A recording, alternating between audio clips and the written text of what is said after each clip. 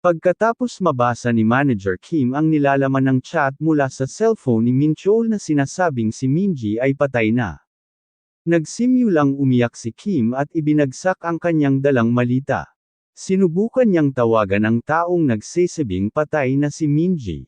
At makikita sa isang marangyang sasakyan ang dalawang lalaki na siyang nag-chat sa cellphone ni Min Chol.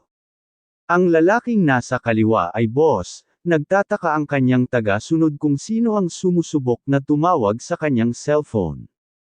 Nagtanong ang boss kung sino yun ngunit sinabi niyang wala iyon, dagdag pa niya na sinabi niya kay Min Chol na nilagay nila ang babae sa ship gaya ng napag-usapan.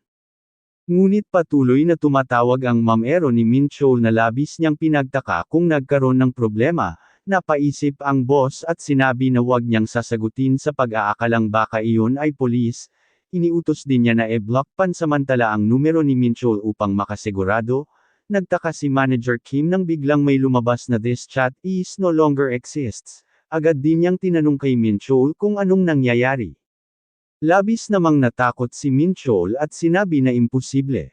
Dagdag pa niya na mayroong nag-block sa kanya mula sa kanilang room. Agad din siyang sinakal ni Kim at galit na galit habang umiiyak. Nang biglang may sumaksak sa likod ni Kim, at makikita natin na ang ama ng babae ang sumubok na saksakin siya. Labis ang tuwa ni Min Chol sa pag-aakalang napurohan si Kim ngunit sa kabutihang bagay ay sa kanyang kilikili tumama ang kutsilyo.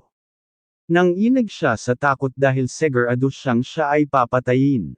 Nang humanda si Manager Kim upang siya ay saksakin ay agad ding dumating ang mga polis na nagsasabing ibaba niya ang kutsilyong kanyang hawak. Pagkatapos ay napunta tayo sa police station at makikita si Kim at ang dalawang taga-sunod ni Min Chol na patuloy na nagrereklamo. Sinasabi ng dalawang lalaki na mayroong baril si Kim at siya ay mapanganib. Sinubukang pakalmein ng polis ang matabang lalaki ngunit sinubukan niyang sagudin si Kim. Pinag-uusapan ng dalawang polis ang cellphone ni Kim at sinabi na wala namang special sa cellphone. Iniutos ng isang polis sa kanyang kasama na dalhin sa kanya ang fingerprint ni Manager Kim.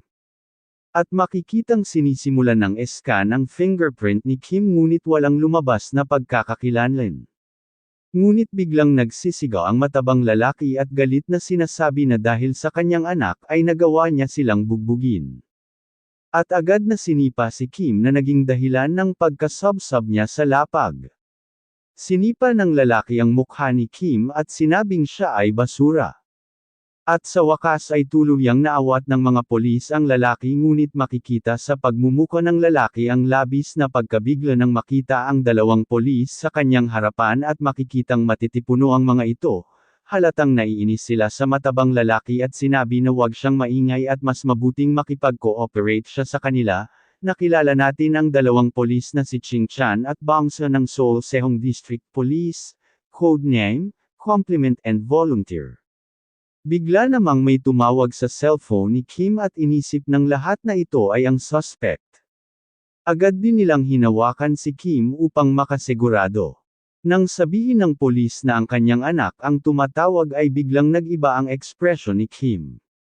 Sinubukang pakalmein ng isang polis si Manager Kim ngunit nagulat ito nang makitang nakaalis na siya sa puses. Nang linggonan ng polis ang kanyang mga kasama ay nakita niya silang lahat na nakabulagta at mga walang malay, bigla naman lumabas si Kim sa kanyang likuran na labis niyang kinatakot at agad siyang inatake. Pagkatapos ay sinabihan siyang manahimik, habang hawak niya ang naturang polis ay patuloy sa pakikipag-usap sa cellphone si Kim at sa kanyang likuran ay makikita ang mga polis na kanyang itinumba.